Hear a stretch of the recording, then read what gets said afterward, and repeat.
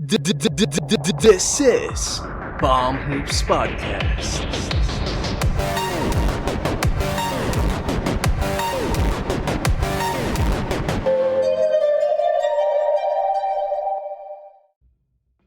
What is up, guys? This is Bomb Hoops Podcast hosted by Jem and Jello. Don't forget to like, comment, share this video, and subscribe and help us to reach 1,000 subscribers.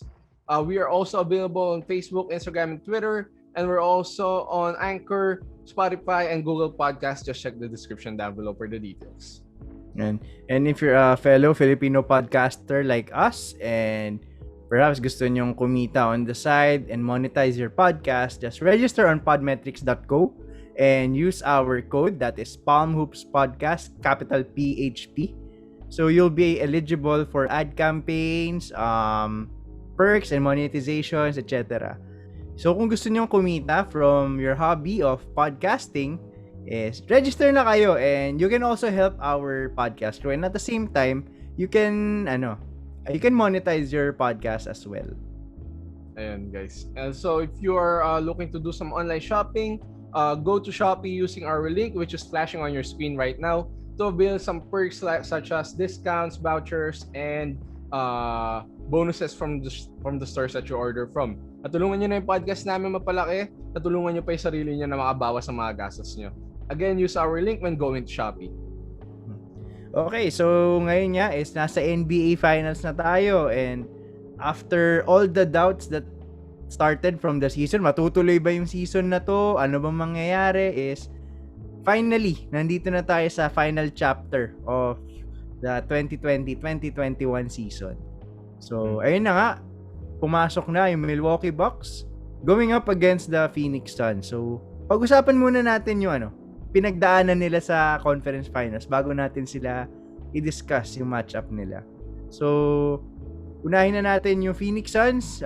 Panalo sila kontra sa LA Clippers 4-2. Tama ba? Oh yeah, 4-2. So, ayan, anong thoughts mo dito? And may mga na-discover. Siyempre, Clippers yan. Medyo malupit tayong critic ng LA Clippers. So, hindi kami bias, guys. Sadyang lang. Siyempre, pag LA Laker fan ka talaga, medyo maasim ang tingin mo sa Clippers. Well, for one, siyempre, props pa rin sa ginawa ni Paul George.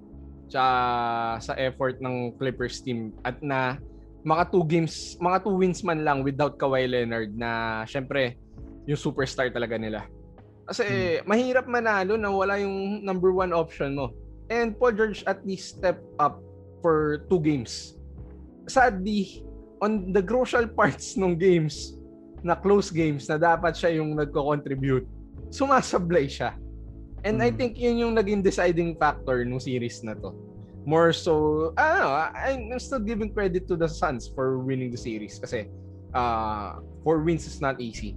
Pero malaking part din yung pinlay nung meltdown si Paul George sa free throw line.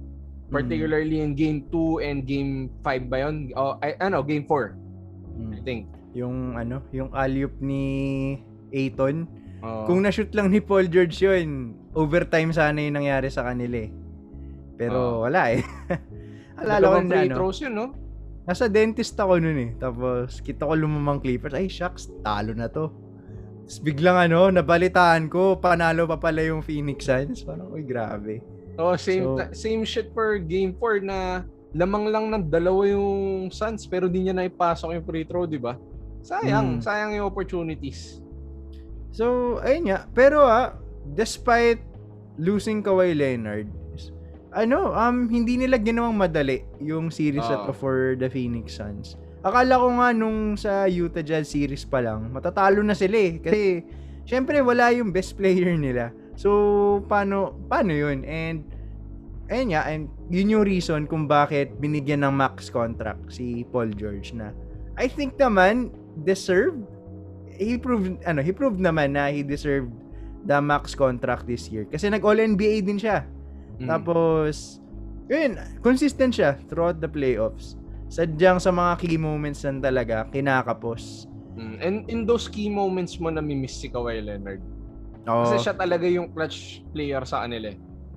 I remember yung game 7 ng Raptors and 76ers noon, yung buzzer beater ni Kawhi Leonard. Ang pangit ng shooting splits ni Kawhi Leonard noon eh. Pero okay lang kasi talagang binubuhat niya yung team na kahit I think he launched around 40 shots nung game na yun. Parang dun pa lang kita mo na gusto niya ako yung magdadala sa inyo sa panalo. Yun yung nawala sa Clippers. And ang masakit pa doon, nawala pa yung mga scorers ninyo na napunta nga sa ibang teams. Si Lou Williams and si Montrezl Harrell, normally sila yung nagsi-step up kung kung wala sa loob yung mga starters. So, ultimately, wala, natalo na sila. Pero punta naman tayo sa Phoenix Suns. I think nagpapakilala na bakit ba number 1 overall pick si DeAndre Ayton. I'm not saying na mas magaling siya kay Trae Young or Luka Doncic. Pero he's worthy of the pick kasi mas maganda yung fit niya sa Phoenix Suns kaysa naman sa dalawang minention ko. So, naging slow nga lang yung development niya. And yung numbers niya, hindi naman ganun kalayo from the previous years. Pero you'll notice how he grew as a player pag pinapanood mo yung games na hindi na siya passive talagang go-getter na siya. Kumukuha na siya ng rebounds and ayun nga, tulad nga nung ginawa niyang alley-oop game winner sa game 2. Talagang he's willing to step up kung kailangan talaga. I mean, syempre, nandyan yung mga superstars mo, si CP3 and si Devin Booker. Pero siya yung naging main difference dito sa series na to. Walang answer sa kanya yung Clippers. Actually, I think since the conference finals, since simula yung conference finals, DeAndre Ayton has been the number 2 best player on the Phoenix Suns roster, more so than Devin Booker. Although, I think we have to give credit to that with that part to Chris Paul kasi di maging ganito ka-effective si Ayton without Chris Paul. Grabe yung pag-dictate ni Chris Paul ng offense, yung pagbigay niya ng bola kay Ayton, how to make Ayton the best version of himself. Kitang-kita mo kung paano nag-work yung chemistry nilang dalawa na although quite subtle na parang sabihin mo na hindi naman si Chris Paul yung reason dahil kaya ganito kagaling si Ayton. Pero if you look at the game closely, Ayton would not be in the positions that he is excelling at without Chris Paul. Sobrang laking difference. Nabibigyan siya ng mga easy baskets mga alley-oop, ganun. Sabi nga ni DeAndre Ayton sa isang interview, si Chris Paul daw ang pinaka magandang nangyari sa buong career niya so far. So that speaks volumes sa impact off the court ni Chris Paul na hindi lang siya magaling individually, talagang iniimpluwensyahan niya yung teammates niya on and off the basketball court. And grabe talaga yung effort ni Chris Paul to play at this level, at this age. Grabe yung ginawa niya nung Game 6 na 41 points, na 0 turnover, 7 rebounds, 8 assists. At age 36, grabe yun. Kasi mahirap nang gawin yun. Ang dami ng mileage, injuries. Dagdag mo pa yung lack of height niya and athleticism na meron yung most guards ngayon. For him to put up those numbers, that's one extraordinary feat. Kaya I think Chris Paul is really gunning for it to finish it up this finals. And another reason why the Phoenix Suns won, yung mga other players nila, sila Cam Johnson, sila Michael Bridges, Cameron Payne, si Crowder, ayun. Yung ginawa nila na maayos yung role nila. Even Dario Saric, ginawa nila na maayos yung role nila. Hindi naman eye-popping yung nagagawa nila pag tinitingnan naman sa stat sheet.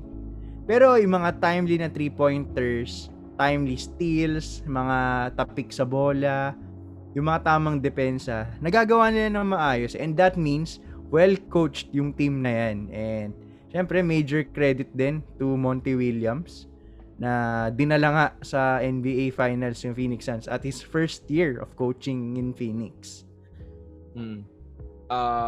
Actually, bumili ba ako kay Monty Williams kasi kung ewan ko napanood mo to yung story niya nung namatay asawa niya.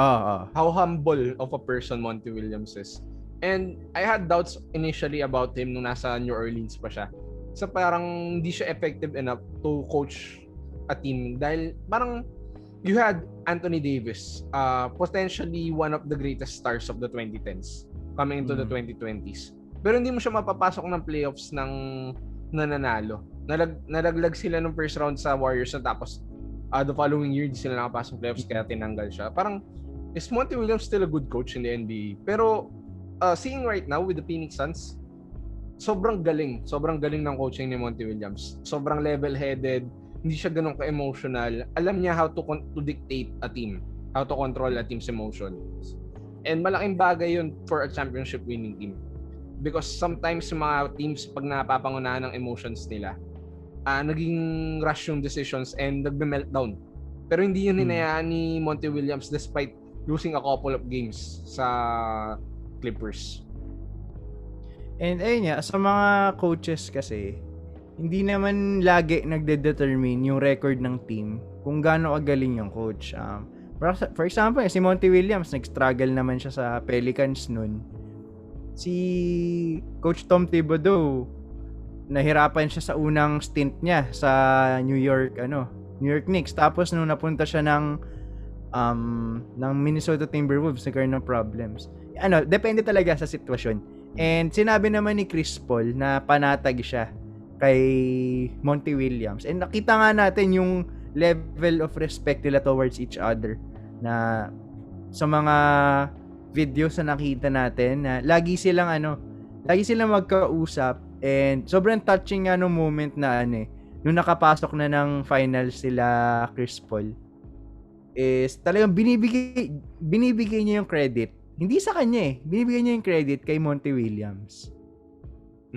Nakakatuwa nga yung moment na yun na magkayakap sila kasi nagsimula sila na magkasama nung younger days nila as a coach and as a player. So to see them where they are right now, parang it's come full circle para sa kanilang dalawa. And so let's move on sa kabilang series naman.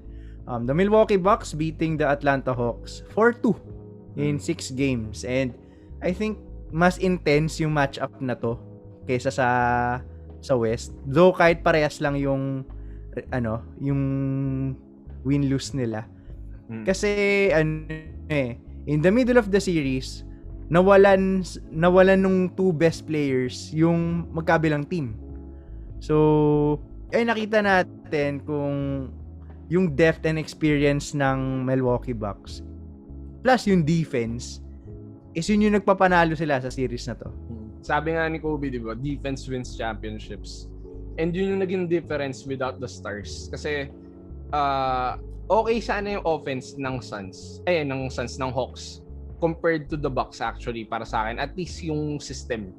As I've said in previous videos, hindi ako panatag sa offensive flow ng Bucks kasi it's kind of scrappy, it's kind of stagnant compared to other teams. Pero defense nga yung nagdala sa kanila. And actually, Chris Middleton and Jrue Holiday got hot. And in Game 5, Brook Lopez 33 points, di ba? Yung bang yun? Brook Lopez, OG Brook Lopez yun. Bobby Portis. 22 Bobby points. Portis, 17 points siya nung 20. So, ayun, dun pumasok na yung experience kasi if you're a role player tapos hindi ka experience, hindi ka makakuha ng ganyan stat line pag nawala yung superstar ninyo. And perhaps hindi nila masusustain yan for many games. Pero when it counts, doon nila na gagawa yun. And si Chris Middleton nga, I think dati kasi I see him as parang third option lang in a championship team. I think he can be a worthy second option behind Giannis Antetokounmpo. Na complementary star sila, inside outside attack. So I like the combination. Plus yung nagpapanalo din sa Bucks is yung others. Yan sila Brook Lopez, Bobby Portis, even si Jeff Teague nagkakaroon na ng minutes So from what I saw sa Bucks, I think I still have them winning the championship kahit natalo sila kanina sa game 1. So I think kaya naman nila kasi I see the Phoenix Suns kasi as a better version of the Atlanta Hawks. And I think yung depensa talaga ng Bucks, yun yung talaga nagpapahirap. Though medyo na-solve ng Phoenix Suns ng Game 1, puro sila switch kay Brook Lopez. Tapos, kaya sobrang ganda ng laro ni Chris Paul kasi laging si Brook Lopez yung natatao sa kanya. So, I think, makikita natin yung magiging adjustments niyan. Going to the Atlanta Hawks though, they, mad respect for Nate McMillan. Sobrang galing ng ginawa niya sa team na yun. No one expected the Atlanta Hawks to even make the playoffs nung nagsisimula pa lang yung season. Parang on paper, malakas sila pero parang sila yung team na ay bata pa, kaya kahit malakas yung players on paper, hindi pa nagme-mesh. So, nung umalis si Lloyd Pierce, then pumalit si Nate McMillan as interim head coach, ayun na, umayos na yung record nila, and they even made the number 5 seed na tinalo nga nila yung New York Knicks. Tapos, tinalo din nila yung number 1 seed. Doon ako pinaka-bumilib sa kanila na without any all-NBA players, all-star players, all-defensive team players, kinaya nila, and they proved na it takes a team to beat another team in basketball. Actually, yung sa Hawks, kahit walang pinangalan na all-NBA or all-star kay Trae Young, he's definitely one. Actually, I'd take him over Kyrie. Doon sa third team. Kasi grabe yung turnaround na ginawa nila with Trae Young at the forefront of it all. Tapos yung contributions pa ni John Collins, actually mad respect to John Collins as well for turning down the initial offer na 86 million ata. For sure, mas malaki na yung makukuha niya niyan after ng season na to. Galing galing yung agent.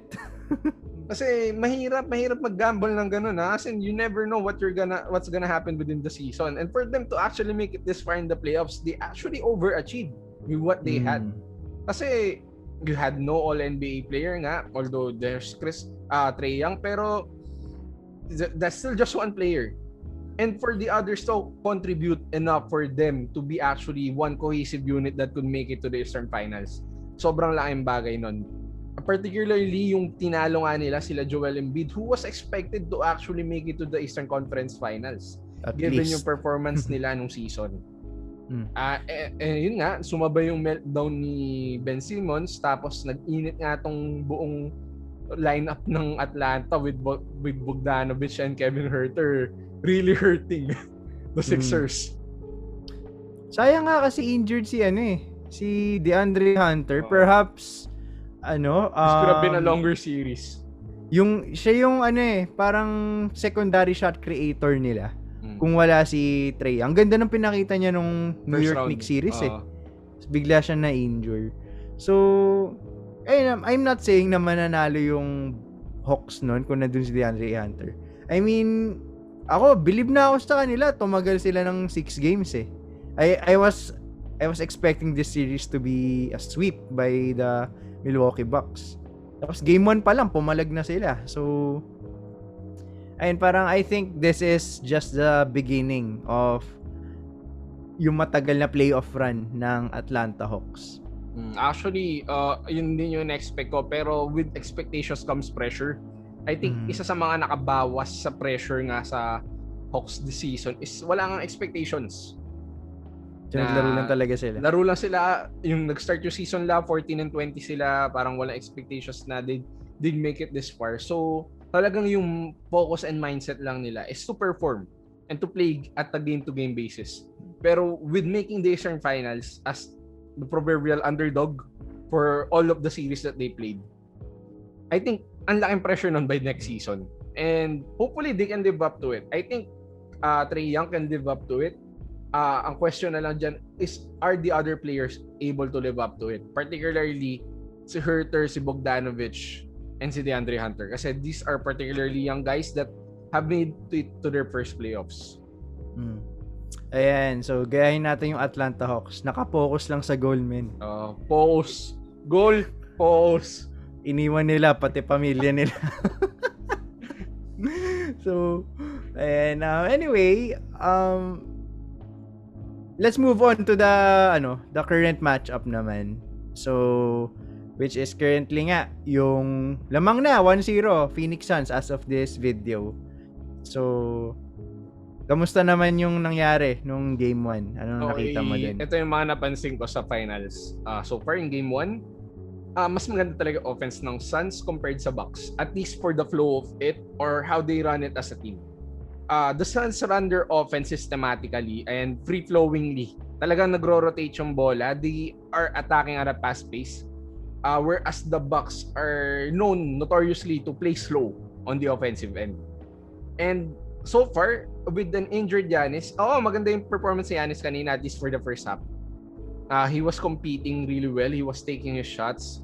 He was hustling. Pero kailangan niyang i-dictate yung offense.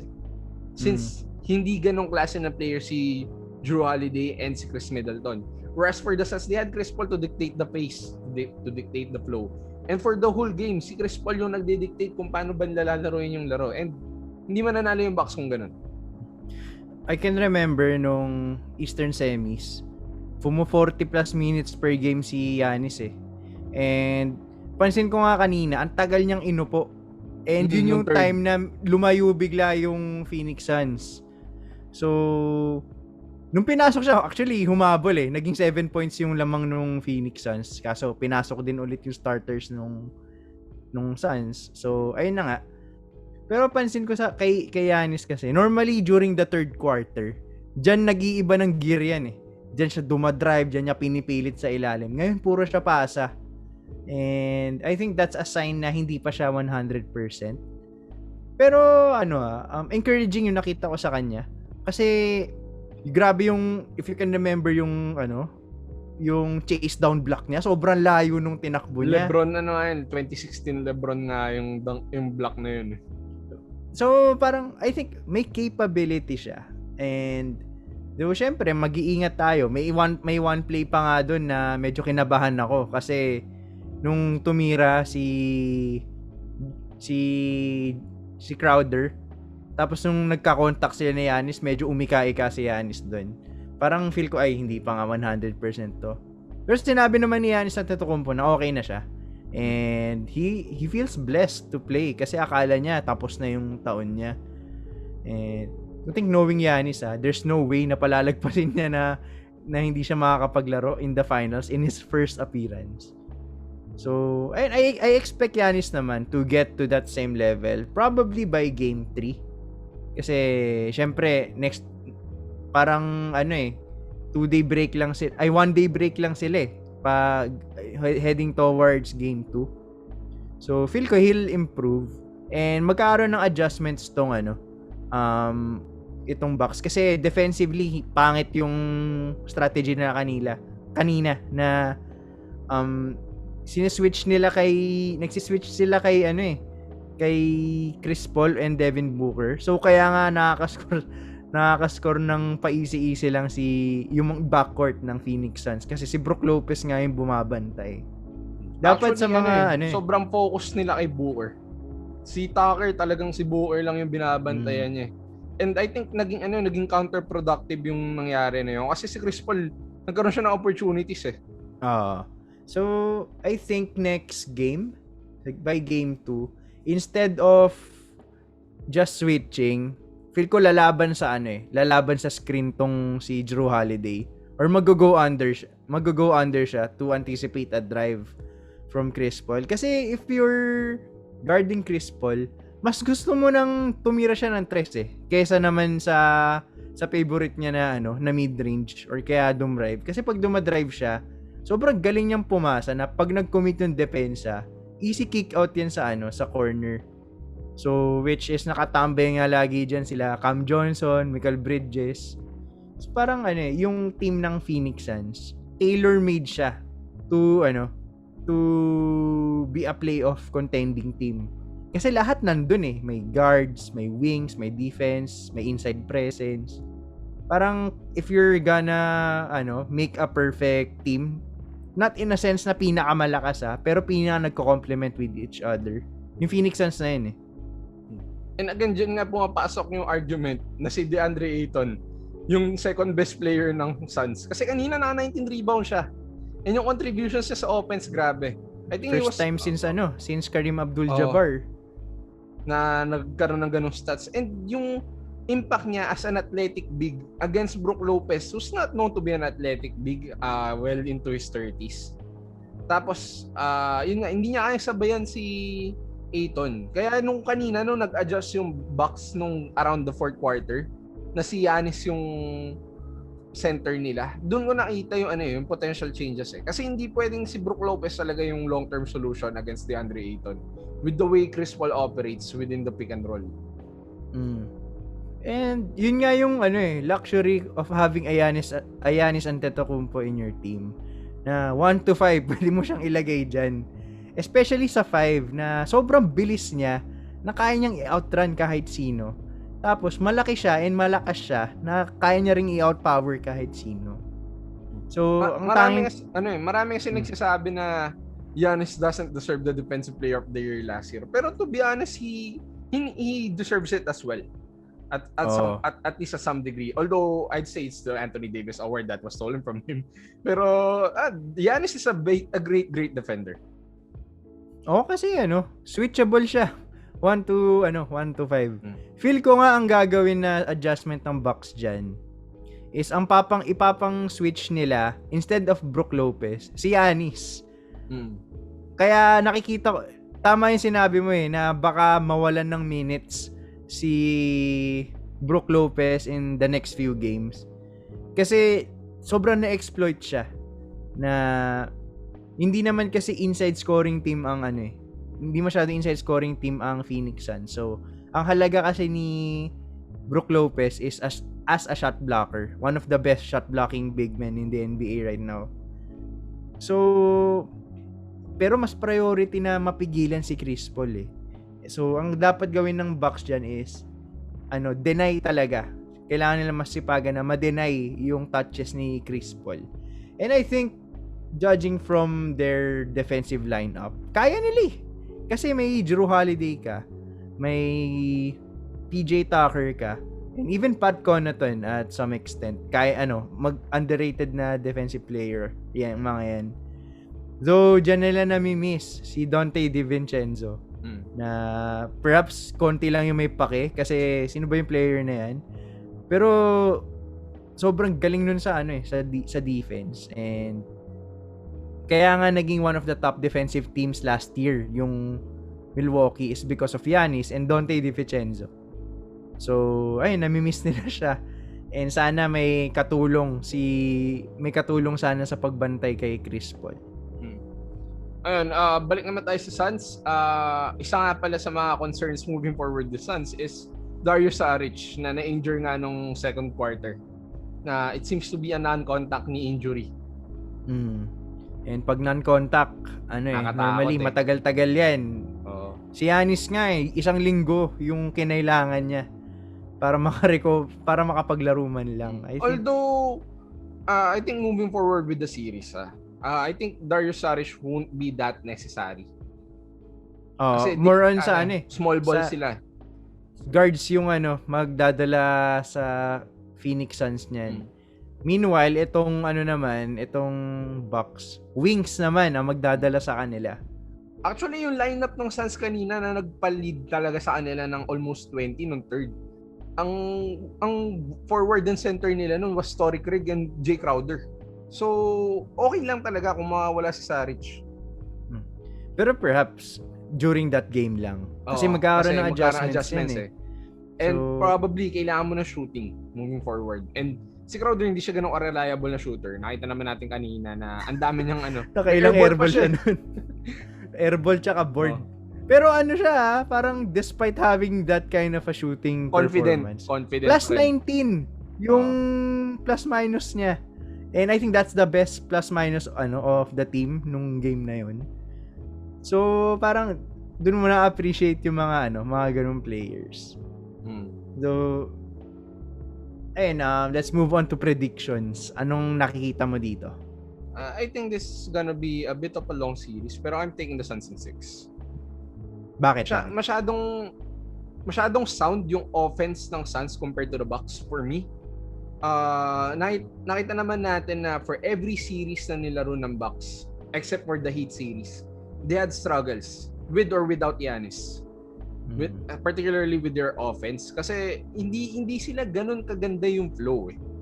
Parang you have the offensive weapons, you have the shooters, you have your scorers, you have your wings, pero walang definitive offense maliban na lang yung Giannis does everything.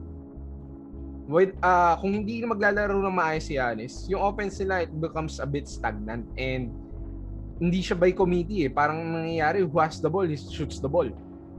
Compared sa Suns na talagang nadidictate ni Chris Paul kung sino yung titira ngayon, sino yung titira mamaya, sino yung mag-shoot, sino yung magsaset ng screen. Sobrang ganda ng difference ng offense. As for the defensive end, I think lamang lang ng konti yung Bucks to the defense of the Suns. So, offense talaga yung magkakatalo and I think it's the Suns who's gonna take it.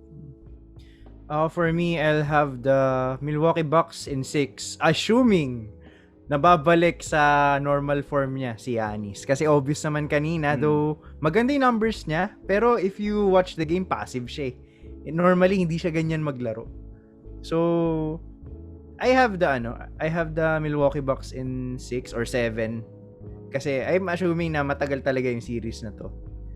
Kasi sabi nga ni Kobe, defense wins championships. And I think sa mga defensive weapons ng Bucks, they are more than capable of shutting down yung kalaban nila. Ang sadyang mainit lang talaga kanina yung Phoenix Suns, and yung home court advantage, sobrang na-feel ko yun watching game 1. So let's see, baka by game 2 makapag-adjust na yung Milwaukee Bucks. Normally yung pag game 1, feel out game yan. It doesn't necessarily tell the story of the series. Siguro iba pagdating sa mga first round or mga conference semifinals. Pero pag finals, normally feel out game talaga ang game 1 eh. You can't conclude anything from it. So I'm still rooting for the Bucks. Kasi nga may defense and they have an MVP sa team nila in Giannis Antetokounmpo. So, ayun guys, actually may wager kami ni Jello para medyo maging exciting naman. Kasi yung series na to, ako, especially for me, parang wala ako masyadong pakialam kung sino yung manalo. Kasi parang wala naman dyan yung team namin eh. Wala naman dyan yung team namin. Tsaka parang either way, okay lang sa amin kasi hindi naman kami necessarily galit in any of those teams. Pero para gawing exciting and para may kampihan kami, pag natalo yung Phoenix Suns, bibili si Jello ng jersey ni Paul George. Clippers na jersey ni Paul George. So, tapos ako naman, kung matatalo yung Milwaukee Bucks sa series na to, bibili ako ng Draymond Green na jersey. Actually, medyo lugi ako kasi since hindi ganun kasikat si Draymond Green, mas mahal yung jersey niya. Ayan. Feeling ko tol, maganda kung yung design na pangit yung kuhanin mo. Gusto ko nga yung Chinese New Year naman. Wala eh. Angas nun eh. Hanapin eh. Hirap na hanapin yung red and black. So, ayun guys. So, comment down below kung Bucks kayo or Phoenix Suns. Ayan. And don't forget to like, comment, share this video, and subscribe, and click the notification bell to be updated sa mga latest releases namin. Don't forget din na yung episode na to is also on Spotify, Google Podcast, and Anchor. Check nyo lang yung description namin for the details. Ayan. We're also available on Facebook, Instagram, and Twitter. Nandyan din sa description. And our personal accounts are also on your screen right now. Check nyo lang dyan sa may lower left ko and lower right nyo dyan. Also, if you're looking to monetize your podcast and you're from the Philippines, go to podmetrics.co and use our code PAMUSPODCAST, which is flashing on your screen right now. Pag ginamit nyo yung code namin, natulungan nyo na yung podcast namin with our monetization, natulungan nyo pa yung sarili nyo na kumita with your podcast. Lahat tayo nag-enjoy sa passion natin, lahat tayo kumikita through ad campaigns, through promotions for others, and ayun, sobrang laking bagay nun. We're building a community with the podcasting community dito sa Pilipinas, and podmetrics.co does a great thing for us. So again guys, if you're gonna register your podcast to podmetrics.co, use our code PAMUSPODCAST. And if you're planning to do some online shopping, balita ko matagal-tagal yung 7/7 sale ng Shopee.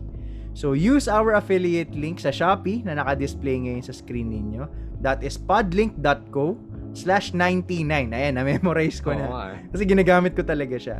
So, makakapag-avail kayo dyan ng mga additional vouchers, discount, free shipping, mga cashback, etc. Depende sa mga bibili ninyo.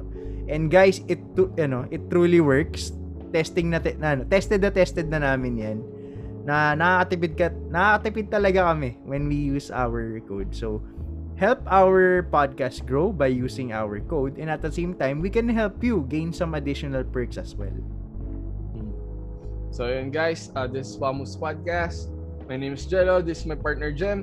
We'll see you guys in the next episode, and sana maganda yung mga pag-usapan natin na sa finals. Yan.